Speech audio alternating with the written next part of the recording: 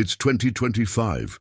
A Leopard 2 tank in Ukraine rumbles across rough terrain. On its surface, CLARA Armor, composite lightweight adaptable reactive armor, developed by Dynamit Nobel Defence of Germany. This technology saves lives. When an armor-piercing rocket strikes the tank, the reactive armor explodes outward, neutralizing the threat. Explosive reactive armor, ERA, invented by Dr. Manfred Held, a German, in 1967. But there's another German tank armor technology, 1943. Zimmerit, a paste applied to tigers and panthers against magnetic mines, ingeniously developed, precisely applied, completely unnecessary.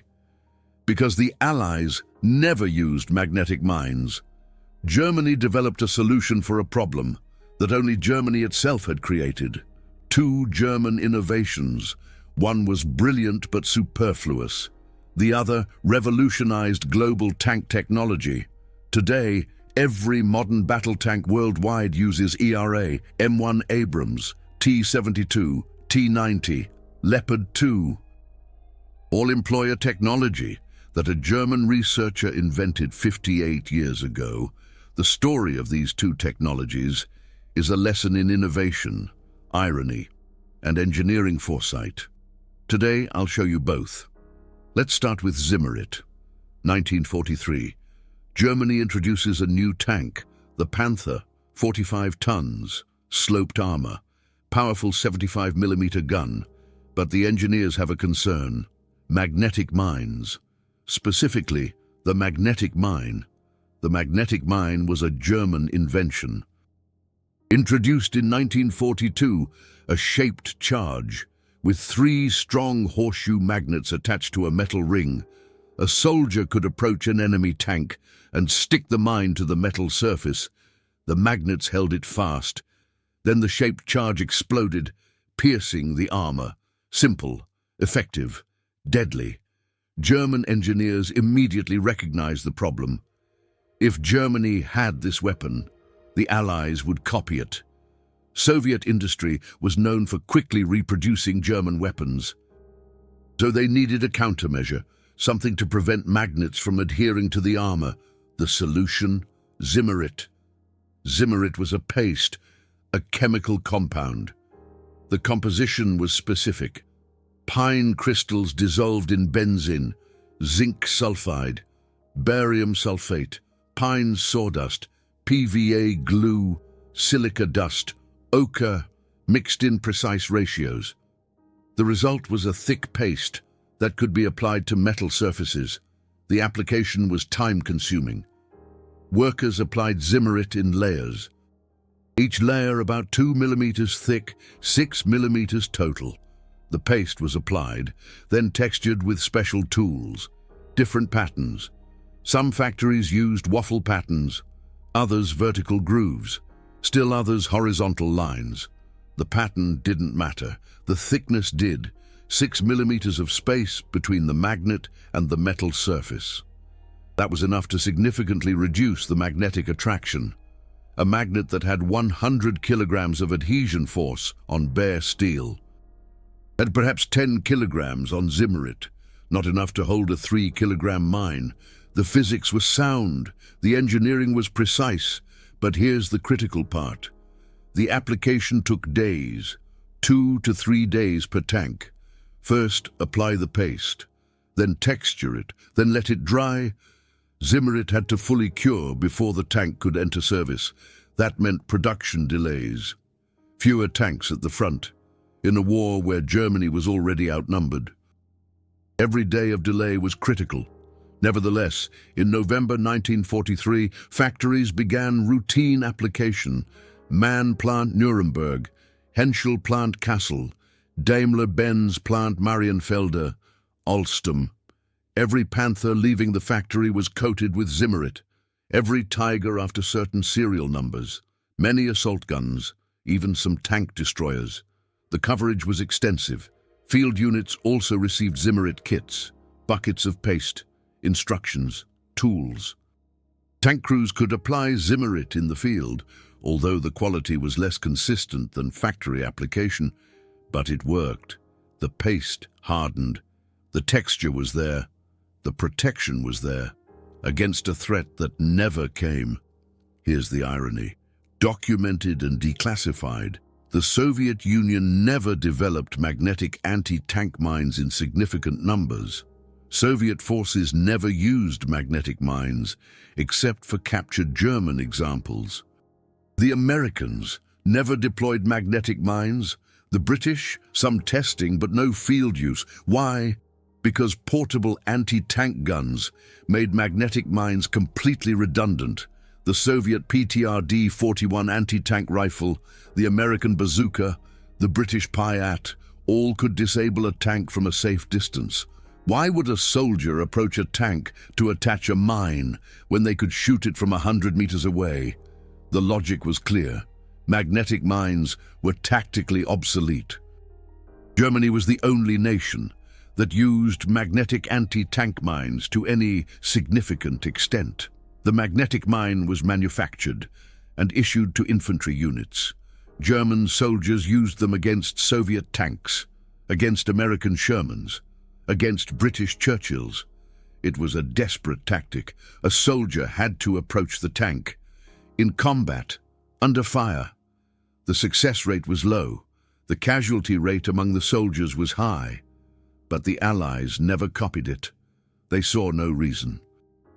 Their anti-tank weapons were more effective, safer for the soldiers, more reliable in application, so the magnetic mine remained a uniquely German weapon, and Zimmerit became a solution without a problem. German commanders eventually realized this. 1944, field reports showed no Allied magnetic mines. Captured soldiers reported that their armies had no such weapons.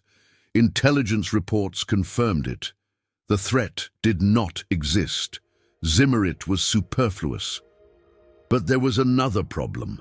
Rumors circulated that Zimmerit could catch fire when hit by shellfire. The reports were anecdotal. A tank was hit. Zimmerit appeared to be burning. The crew evacuated. The report went up the chain of command. Soon the concern spread.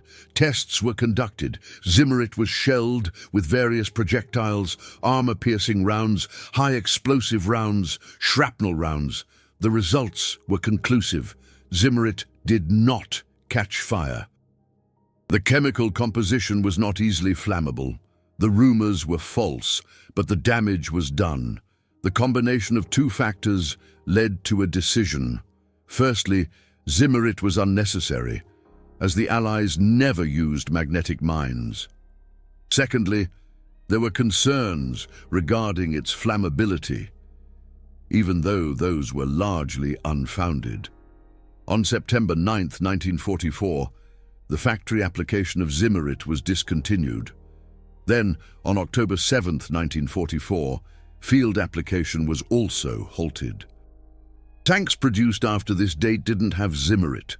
Tiger IIs with production turrets, Jag Panthers, Jag Tigers. Later series Panther Ausf, Gs.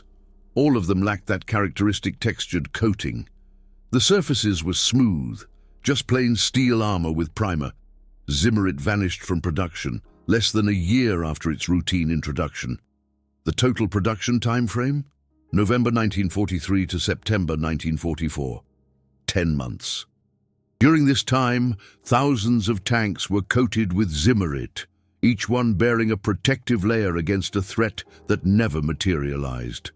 The irony is mathematically quantifiable. Estimates suggest that between 8,000 and 10,000 tanks and armored vehicles received Zimmerit. Each application took 2 to 3 days. That translates to 16,000 to 30,000 workdays. Assuming 8-hour shifts, we're talking about 128,000 to 240,000 man-hours. Just to apply a paste against a non-existent threat, the material costs were modest. The ingredients were cheap: sawdust, silica dust, industrial chemicals, maybe 50 to 100 Reichsmarks per tank. For 10,000 tanks, that's 500,000 to 1,000 Reichsmarks.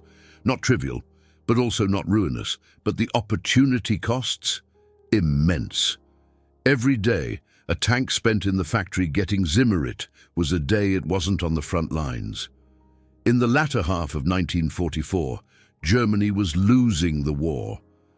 Every tank was needed immediately. Delays were unacceptable, and yet delays were tolerated for a useless coating. That's the first lesson of Zimmerit. Innovation without validation is a waste. German engineers assumed a threat.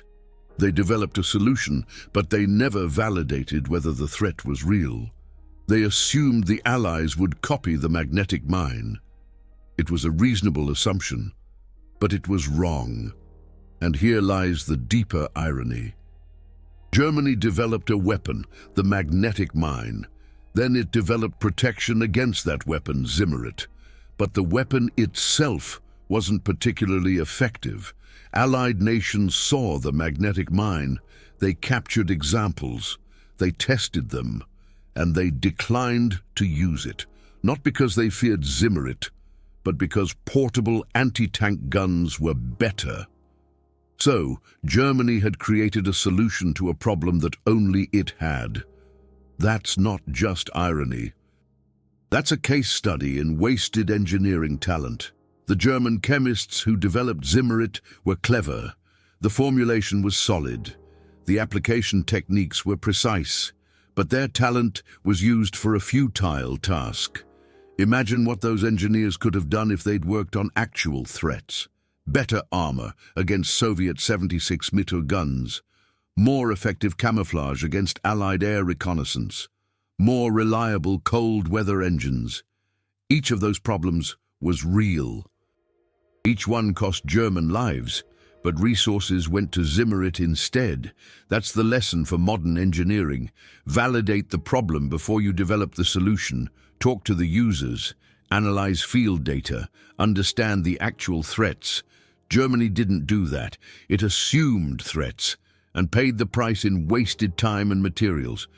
But the story doesn't end in 1944. Zimmerit disappeared from production. The last tanks with Zimmerit were destroyed in combat. Survivors were scrapped. Today, tanks with Zimmerit are rare. Museums preserve a few. The Tank Museum in Bovington has a Jag Tiger with its original Zimmerit coating, a Tiger II with a production turret.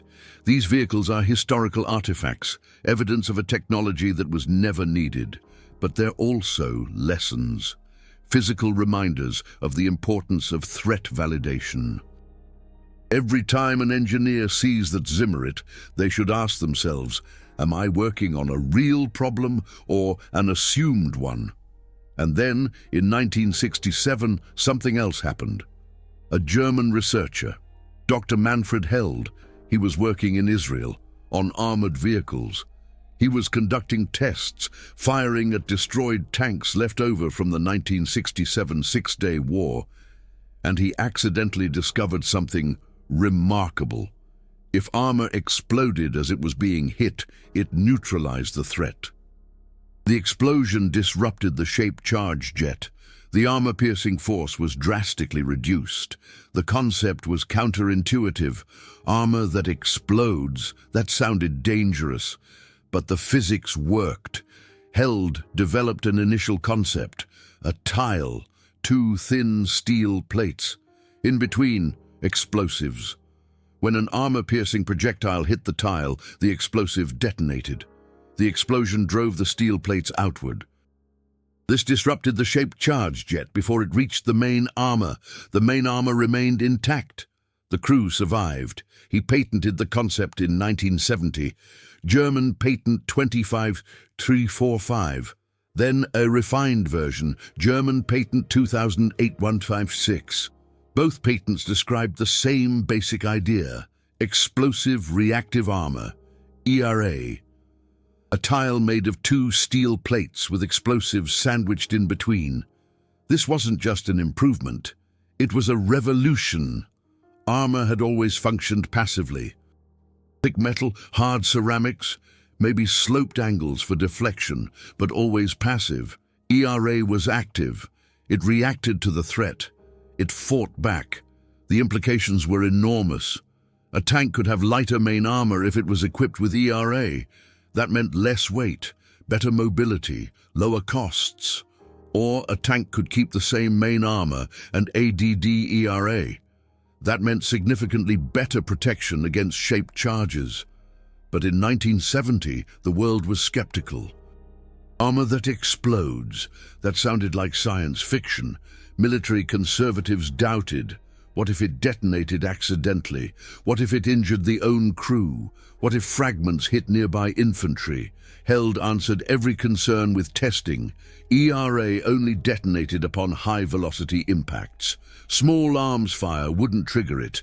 Shrapnel could damage the armor but wouldn't detonate it. And the fragments were mostly thrown outward, away from the tank. The design was safe. But acceptance was slow. The initial applications were limited. Israel, where Held worked, was the fastest to adopt it. But even there, it took years for ERA to become standard equipment. The Soviet Union experimented. The USA tested. But widespread adoption came only later. Then in 1982, everything changed. The Lebanon War. Israeli tanks equipped with Blazer ERA, a system based on Held's work, faced Syrian forces. The Syrian soldiers fired RPG-7 rockets, shaped charges. Normally lethal to tanks, but the ERA worked. The explosions disrupted the shaped charge jets. The Israeli tanks survived hits that would have otherwise destroyed them. The field reports were unmistakable. ERA worked. Not theoretically, practically. Under combat conditions, Israeli tank losses were lower than expected. Crew survival rates were higher. The technology was validated, not in a lab, on a battlefield. The world noticed. Soviet military observers analyzed the results. They saw the effectiveness of ERA, and they acted quickly. By the mid-1980s, the Soviet Union had developed its own ERA, Contact 1, tiles of explosive between steel plates attached to T-64, T-72, T-80 tanks. The design was remarkably similar to Held's patents. The physics were identical. America followed. The M1 Abrams series received ERA options. Not standard, but available for high-threat environments. Great Britain experimented, France tested, but it was the Soviet Union that introduced ERA on a large scale. Thousands of tanks, each with Contact 1 ERA tiles. German concept, Soviet production, global distribution. And Germany itself? The Leopard 2 eventually received ERA options, but Germany took a different path. Instead of simply copying Held's original design, German companies developed advanced variants. CLARA, composite lightweight adaptable reactive armor. Developed by Dynamit Nobel Defence, CLARA was different. Instead of metal plates, it used composite fibers. This made it fragmentation-free. When CLARA detonated, there were no metal fragments to injure nearby infantry. Only the shockwave. That was safer for mixed units of tanks and soldiers. The technology was sophisticated. Composite fibers were more expensive than steel, but they were lighter and safer. For an army like the Bundeswehr, which often operated in mixed formations with NATO allies, CLARA was ideal. German ingenuity refining a German invention. Today, in 2025, virtually every modern main battle tank uses either ERA or an advanced variant. M1 Abrams with Tusk upgrade kit, T-72B3 with Contact 5 ERA, T-90M with Relict ERA, Merkava Mk4 with Trophy APS and ERA, Leopard 2A7 with CLARA, Challenger 2 with Dorchester Armor plus ERA options, Leclerc with modular ERA. The list is global. NATO tanks, Russian tanks, Chinese tanks, Indian, Korean, Japanese, Turkish tanks. Everyone uses a technology based on a concept a German researcher accidentally discovered in 1967 and patented in 1970. The technical lineage is clear. Dr. Manfred Held, German patents 253345 and 2008-156, 1970. Israeli Blazer ERA, 1980s. Soviet Contact 1, mid-1980s. Contact 5, 1990s. Relict, 2000s. American Tusk ERA. German CLARA. Each iteration builds upon Held's original concept. 2 plates, explosive in between, detonates on impact, disrupts shaped charge jet. The physics haven't changed. The materials are more advanced. The manufacturing is more precise. The integration with other systems is more sophisticated, but the core concept, unchanged since 1970. German, patented, globally implemented. And here's the second lesson. Unlike Zimmerit, ERA was developed against a real threat. Shaped charge anti-tank weapons were widespread in the 1960s. RPG-7, Tau missiles, Milan, each could destroy tanks. The threat was validated, documented, real. Held worked on a real problem. He tested against real threats. He validated his solution under realistic conditions, and when ERA was used on the battlefield, it worked. That's the difference between Zimmerit and ERA. One was a solution in search of a problem. The other was a solution to a documented, deadly problem. The economic implications are significant. ERA tiles cost between $500 and $2,000 per tile, depending on the type. A tank can carry 100 to 300 tiles. That's $50,000 to $600,000 of ERA per tank. With tens of thousands of tanks worldwide, that's billions of dollars. But every dollar potentially saves lives. ERA is expensive, but it works. In comparison, Zimmerit cost maybe 100 Reichsmarks per tank. Cheap, but completely useless. ERA costs thousands of dollars per tank. Expensive, but life-saving. The difference is validation. Work on the right problem, and even expensive solutions are worth it. Work on the wrong problem, and even cheap solutions are a waste. But there's another dimension to this story. The human dimension. Dr. Manfred Held died in 2020. He was 84 years old. In his lifetime, he had invented a technology that protected tens of thousands of tank soldiers worldwide. Israeli crews, Soviet crews, American crews, German crews. His invention knew no nationality. It protected everyone who used it. But how many people know his name? How many tank soldiers know who invented ERA? How many engineers designing modern ERA variants cite Held in their work? The answer is few, very few. That's the fate of many inventors. The technology survives, the name fades. ERA is everywhere, but Manfred Held is forgotten, not intentionally, simply by time. People remember the technology, not the inventor, but maybe they should, because Held's story is important. It shows that a single individual working on real problems can change the world. He was no genius like Einstein, no visionary like von Braun. He was a researcher who ran tests, analyzed data, and solved a real problem. And his solution is still saving lives, 58 years later. Compared to Zimmerit, the contrast could not be greater. Zimmerit was developed by teams of German chemists, clever, well-educated. They created a working solution. But for the wrong problem, their names are lost. Their work was for nothing. Held worked alone on real threats. His solution worked. His name is largely forgotten, but his work lives on. What's more important, recognition or impact? Perhaps the answer is both. Dr. Manfred Held deserves recognition, and his impact is undeniable. Now, we come to the turning point. 2 German tank armor technologies. Zimmerit in 1943, unnecessary. ERA from 1967 to 1970. Essential. Both showcase the same engineering excellence. Both are meticulously thought out. But only one addressed a real problem. The question is, why? Why did Germany develop Zimmerit against a non-existent threat? The answer lies in assumptions. German engineers assumed that the Allies would copy the magnetic mine. It was a reasonable assumption. The Soviet Union had copied other German weapons. The T-34 tank armor was influenced by German designs. Soviet tactics mirrored German studies. But assumptions are not facts.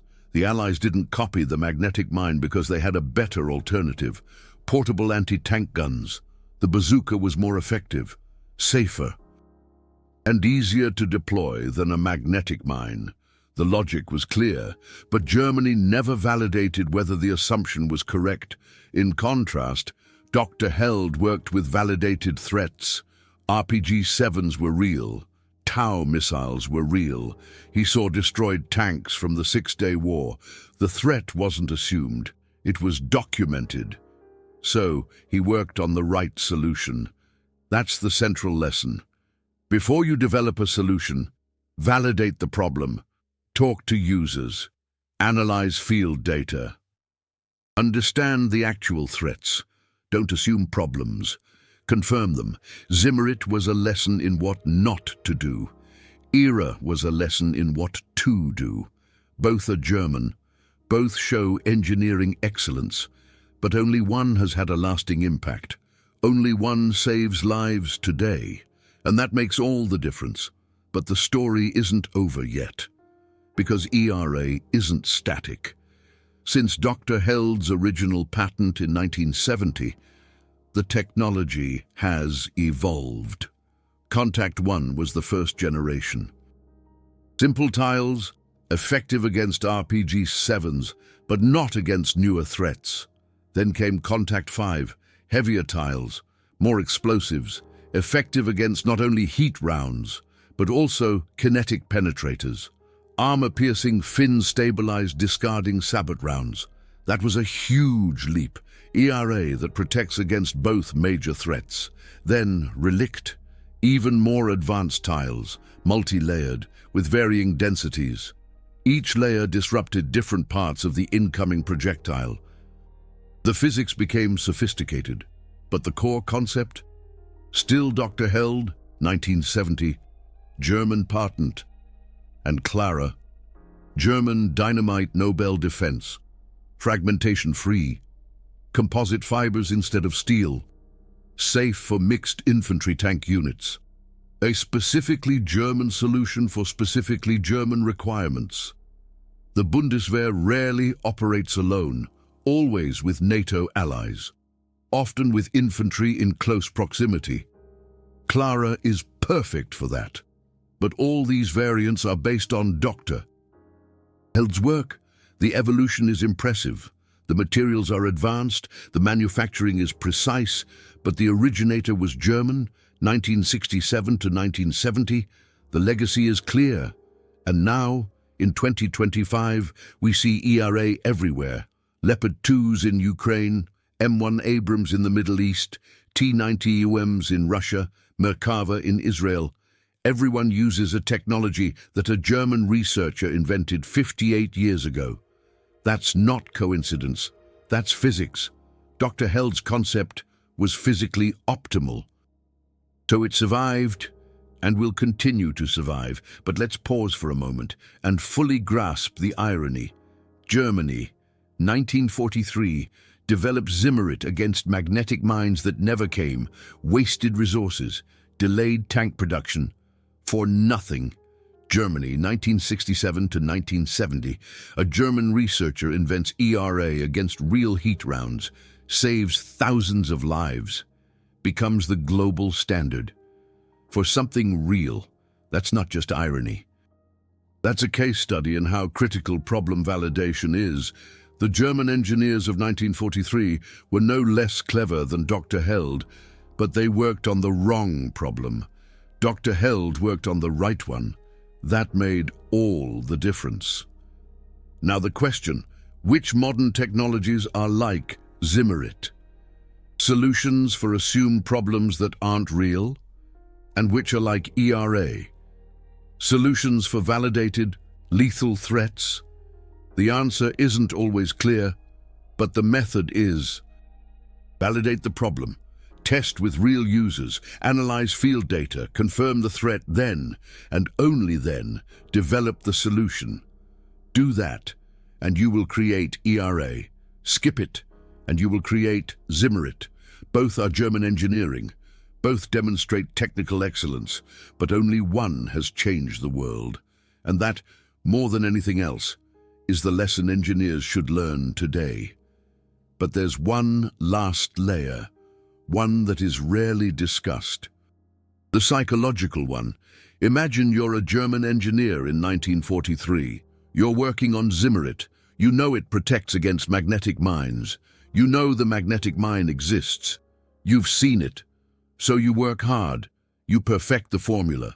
You develop application techniques. You're proud of your work.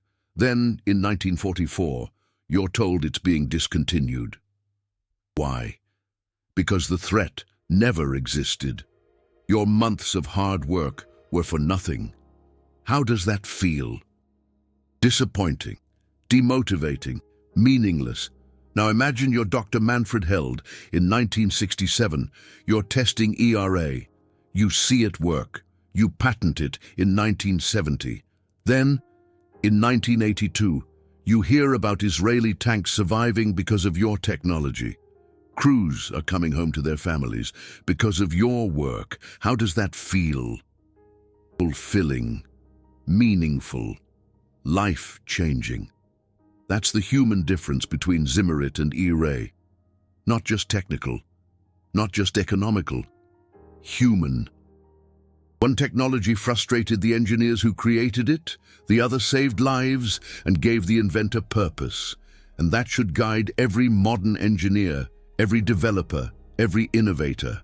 Work on real problems, validate with real users, solve actual threats. Do that, and your work will have meaning. Don't, and you will create Zimmerit. Technically perfect, utterly useless. 2025. The circle closes. Germany developed Zimmerit in 1943. Unnecessary. A German invented ERA from 1967 to 1970. Essential. Today, German Leopard 2 tanks use CLARA ERA in Ukraine. The technology works. Lives are being saved. The legacy is clear. But there is one final twist in this story, one that makes the irony even deeper. 2020, COVID-19 pandemic, supply chains collapse, semiconductor shortages, but Dynamit Nobel Defence continues to produce CLARA ERA for Leopard 2s, for export. Production never stops. Why? Because ERA protection isn't optional. It's essential for survival. Tanks without ERA are vulnerable. Crews without ERA die. So production continues, no matter what happens. That's the difference between necessary and unnecessary technology. Zimmerit production halted in 1944 because it was unnecessary. No drama, no crisis. Simply stopped. ERA production continues in 2020, in the middle of a global pandemic, because it's indispensable. Lives depend on it. The lesson: necessary technology survives crises. Unnecessary technology vanishes at the first sign of difficulty. Zimmerit disappeared after just 10 months. ERA has dominated for 58 years and will continue to dominate. But let's return to the technical development, because ERA isn't the end. It's just one chapter. Modern tanks integrate ERA with other systems, active protection systems, APS, like the Israeli Trophy, the Russian Arena, and the German AMAP ADS. These systems detect incoming threats, missiles, grenades. Then they launch countermeasures, small projectiles that destroy the threat before it reaches the tank. That's the next evolution. Not just reacting when hit, preventing being hit at all. But here's what's remarkable. APS complements ERA. It doesn't replace it. A tank with APS still has ERA. Why? Because APS isn't perfect. Some threats get through, and when they do, ERA is there, a second line of defense. A concept Dr. Held conceived in 1970, still relevant in 2025. That's the sign of a truly revolutionary technology. It isn't replaced, it's complemented, integrated, expanded. But the core concept remains. ERA is 58 years old and still standard. That is engineering excellence. In contrast, Zimmerit was never complemented, never expanded, simply discontinued, because it was flawed from the beginning. No amount of iteration could have made Zimmerit useful. The problem it solved didn't exist. ERA has been iterated, improved and refined, but the basis remains because the problem it solves is real. These technical truths aren't just history. They are present in every modern tank, in every Leopard 2 with CLARA, in every M1 Abrams with Tusk ERA, in every T-90M with Relict. Physics doesn't forget, engineering doesn't forget, only history books sometimes do. If you appreciate this technical documentation, if you believe these stories need to be told, that these inventors, like Dr. Manfred Held, should be recognized, consider using Super Thanks. It supports the research, the analysis of declassified documents, the painstaking work of tracing these technical lineages and exposing the ironies, because without this work, this history disappears. And that would be a loss. The story of Zimmerit and ERA is more than just tank armor technology. It's a lesson in problem validation, in engineering ethics, in the importance of working on real problems. Every engineer should know this story, every product manager, every innovator, because the principles are universal. Validate the problem before you build the solution. Test with real users, analyze field data, confirm the threat, then and only then invest resources. Do that, and you'll create ERA, technology that saves lives, that endures for decades, that becomes a global standard.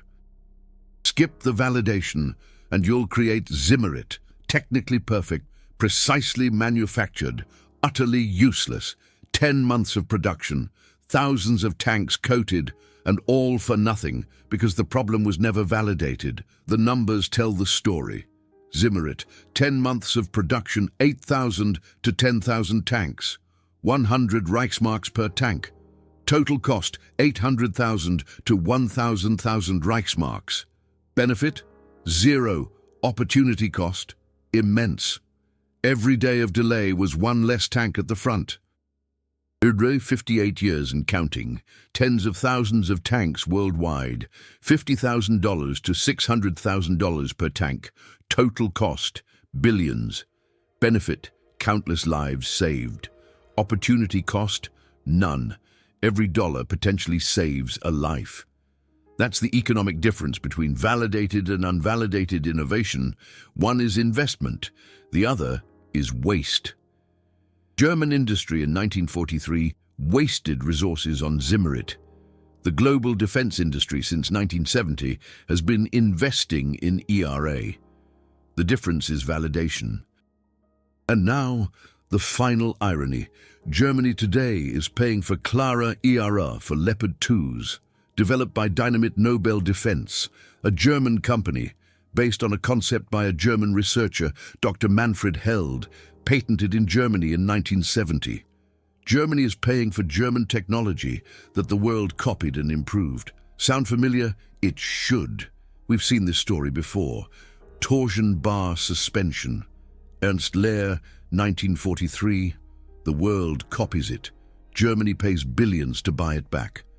Me-262 swept wings. Adolf Busemann, 1935. The world copies it. Germany pays for Eurofighters with its own technology. And now EIA, Dr. Held, 1970. The world copies it. Germany pays for CLARA. The pattern repeats. German innovation, global adoption. Germany pays twice. Once for the invention, again for the implementation. The irony is mathematically quantifiable. But there is a difference. ERA was truly necessary. Torsion bars were necessary. Swept wings were necessary. These technologies saved lives, improved performance, became global standards. Germany may pay twice, but the technology works. Zimmerit. Germany paid once and got nothing. The technology was unnecessary. So paying twice for necessary technology is better than paying once for unnecessary technology. At least ERA works. Zimmerit never worked because the threat never existed. That's the last, most bitter part of the Zimmerit irony. It worked, technically. The paste prevented magnetic adhesion. The physics were correct. The application was precise, but it didn't matter because no one was using magnetic mines against German tanks. Perfect solution. Wrong problem. Total waste. ERA also works technically. The explosion disrupts shaped charge jets. The physics are correct. The implementation is precise.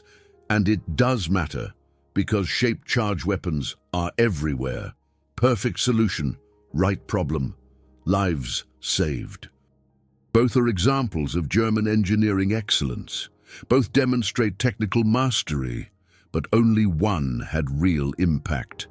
And that's the ultimate metric.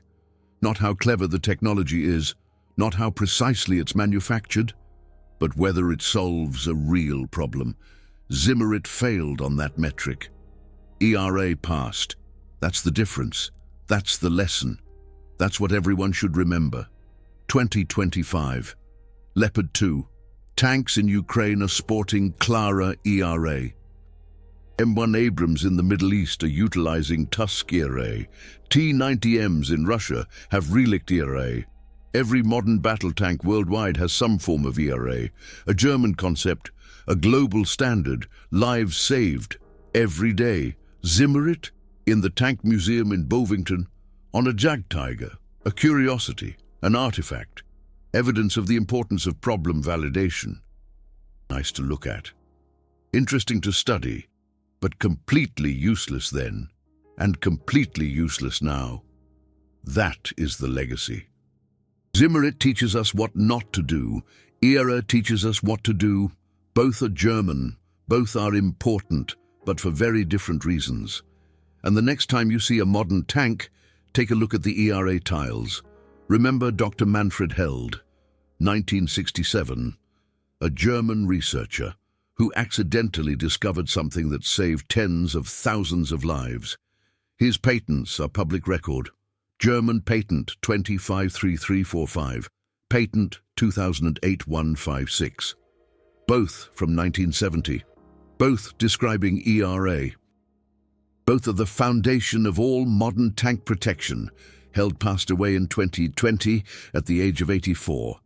But his invention lives on every tank, in every era tile, in every life that is saved when ERA disrupts a shaped charged jet. That is immortality, not through fame, through impact. The Zimmerit engineers, their names are lost, their work forgotten, because the work was useless. Not their fault. They were smart. They were precise. But they were working on the wrong problem, and that made all the difference. So remember both. Zimmerit as a warning, ERA as an example, both German, both important, but only one saved lives, only one became a global standard, only one will still be used in another 58 years. Is this theft or technological evolution? Germany invents ERA, the world copies. Germany pays for CLARA. Is that fair? Is that innovation or exploitation? Leave your opinions in the comments. Discuss, debate. But above all, remember Dr. Manfred Held. Remember ERA. Remember that German innovation from 1970 is saving lives today. And remember Zimmerit, the perfect solution for a problem that never existed. The greatest irony of World War II. Both stories are true. Both are documented. Both are lessons. And both show that engineering excellence is not enough. You must work on the right problem. Do that, and you will create ERA, skip it, and you will create Zimmerit. The choice is up to every engineer, every innovator, everyone who is building something new. validate the problem, or waste your brilliance. History shows both paths, German in both cases, but only one leads to lasting impact. That is the story of Zimmerit and ERA, from German irony to German innovation, from wasted brilliance to life-saving technology. A story everyone should know, a lesson everyone should learn, a truth that should never be forgotten.